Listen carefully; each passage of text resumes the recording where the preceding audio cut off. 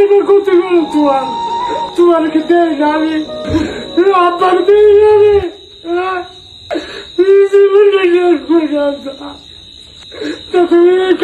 ভাই বাংলাদেশে আর কি সম্ভব ভাই, কাপল ব্লগ, মাসেলের ভিডিও, এবার রিপন ভিডিও তো মাথা একদম খারাপ করে দিছে ভাই।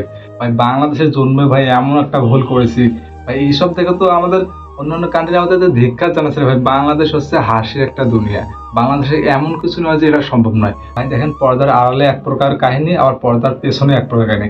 এই যে দেখছেন মেয়েটা আছে না, এই যে পেছনের মেয়েটা আছে না, দেখেন ভাই দেখাচ্ছে যে এ মানে ভিডিওটা করে যাক, মানে ভাই আপনাকে কান দিতে হবে। মার গালা ধরে কাঁদেছেন, এটা ঠিক আছে, আমি এটা মেনে নিলাম, মার গালা ধরে কাঁদেছেন, কিন্তু ভাই এই যে আবারও সোশ্যাল মিডিয়ার সামনে কান দিতে হবে ভাই, এটা কি দেখানোর জন্য আপনাকে আমাকে বোঝান, আমাদেরকে বোঝান ভাই। এখন কোয়াট খেয়ে গেছে, এখন কি করবে?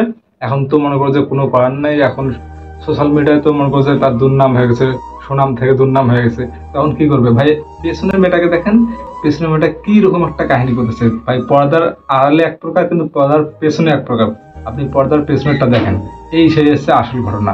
কারণ রিপন মিয়া মানে সেলিব্রিটি হওয়ার পরে এমন কাহিনী শুরু করেছে, তার বাবা মাকে দেখে না ভাই। ভাই রিপন মিয়া এখন পর্যন্ত স্বীকার করেনি যে তার বাচ্চা আছে, তার ওয়াইফ আছে ভাই। এত বড় বয়সে কি বিয়ে করে নাই? আপনারা কি মনে করেন? এখনো বাচ্চাকেও সে অস্বীকার করে, তার যে একটা ওয়াইফ আছে সেটাকেও অস্বীকার করে ভাই।